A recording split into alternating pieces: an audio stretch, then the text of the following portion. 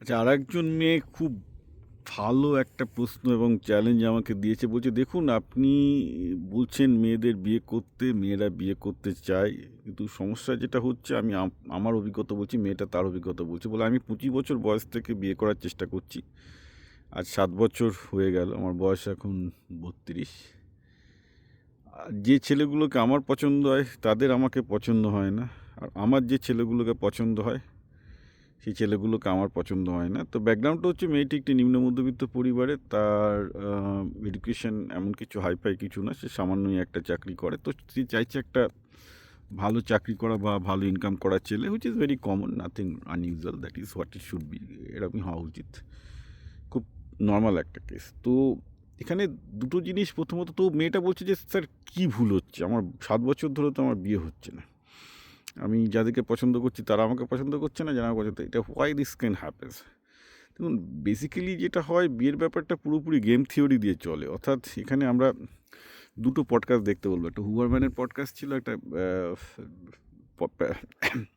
Jordan পিটারসনের podcast ছিল এই ব্যাপারে, যেগুলো নিয়ে ডিটেলস বিহেভিয়ারাল স্টাডি হয়েছে, যে এই বিয়ের বাজারে ছেলেদের প্রেফারেন্স কী থাকে, মেয়েদের প্রেফারেন্স কী থাকে। তো মোটামুটি আমি জর্ডন পিটারসনের পডকাস্টটা দেখছিলাম, যিনি একজন বিখ্যাত সোশ্যাল সায়েন্টিস্টের সাথে পডকাস্ট করেছেন, আমার খেয়াল নেই, যিনি সারা জীবন এই ছেলে এবং মেয়েদের বিয়ের চয়েস, অর্থাৎ মেটিং চয়েস নিয়ে কাজ করেছেন। আমার এখনও মনে আছে যে উনি বলছেন যে মেয়েদের যে 4টি চয়েসের স্তর থাকে একটা পুরুষকে সিলেকশনের ক্ষেত্রে, সেটা হচ্ছে, ফার্স্ট হচ্ছে ছেলেটির ইনকাম, সেকেন্ড হচ্ছে ছেলেটির সোশ্যাল স্ট্যাটাস, থার্ড হচ্ছে ছেলেটির এডুকেশন স্ট্যাটাস, আর ফোর্থ গিয়ে দাঁড়ায় হচ্ছে ছেলেটি দেখতে কীরম বা কিছু। অর্থাৎ ছেলেদের যে ফিজিক্যাল অ্যাপিয়ারেন্স, এটা অ্যাকচুয়ালি 4 নাম্বারে আছে সিলেকশনের ক্ষেত্রে। ফার্স্ট আছে তার কত টাকা আছে, সেকেন্ড হচ্ছে তার সোশ্যাল স্ট্যাটাস, হচ্ছে তার বাবা মা পরিবার কীরকম, থার্ড হচ্ছে তার এডুকেশন, ফাইনালি নিচ্ছে তার ছেলেটি দেখতে কীরকম। আর একটা ছেলে যখন একটা মেয়েকে চুজ করছে, নাম্বার 1 মেয়েটা দেখতে কেমন, নাম্বার 2 মেয়েটা দেখতে কেমন, নাম্বার 3 মেয়েটা দেখতে কেমন, নাম্বার 4 মেয়েটা দেখতে কেমন। এখন আপনি ভাবতেই পারেন যে একটা ছেলে শুধুমাত্র মেয়েদের লুকের ওপর অনেক বেশি ওয়েটেজ দিচ্ছে, কিন্তু সেটার একটা বায়োলজিক্যাল কারণ আছে। এটা একটা ইভলিউশনারি ইমপ্রিন্ট, অর্থাৎ এটা ছেলেদের যে বায়োলজি, সেটা তারা জন্মসূত্রে পেয়েছে। হ্যাঁ, ব্যাপারটা হলো এই যে, যেসব মেয়েরা দেখতে সুন্দরী, অর্থাৎ যাদের মুখ চোখ সিমেট্রিক, এই সিমেট্রির মধ্যে বায়োলজি, মেয়েদের বায়োলজি অ্যাকচুয়ালি একটা প্রকাশ করছে। এটা ইভলিউশনারি কারণ হচ্ছে যে, যেসব মেয়েরা সুন্দর তাদের ইন জেনারেল, যেসব মেয়েরা সুন্দরী ইন জেনারেল, তারা ফিজিক্যালি অনেক বেশি ফিট, নিজেরা ফিট, এবং বাচ্চা ক্যারি করার ব্যাপারে ফিট, অর্থাৎ তারা আর একটা ভালো বাচ্চার জন্ম দেবে।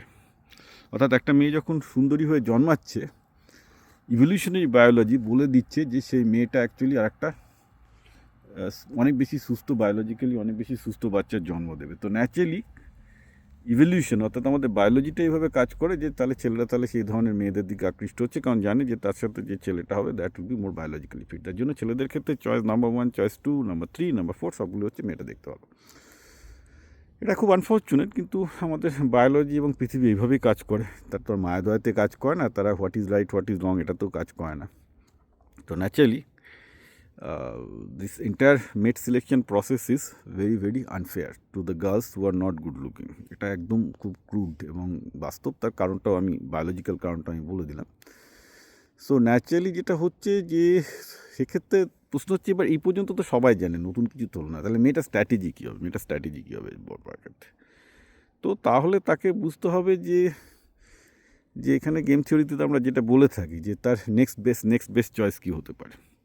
আর সে মেয়েটি যদি ধরে থাকে যে সে একদিকে, মানে সে ঋত্বিক রোশনের মতো ছেলেটাকে সুন্দর হতে হবে, তাকে বড়লোক হতে হবে, তাকে এই হতে হবে, সে যদি অনেকগুলো ক্রাইটেরিয়া নিয়ে বসে থাকে, লাইফে কিছুই পাবে না। That's a fact. You have to understand that how this selection process works.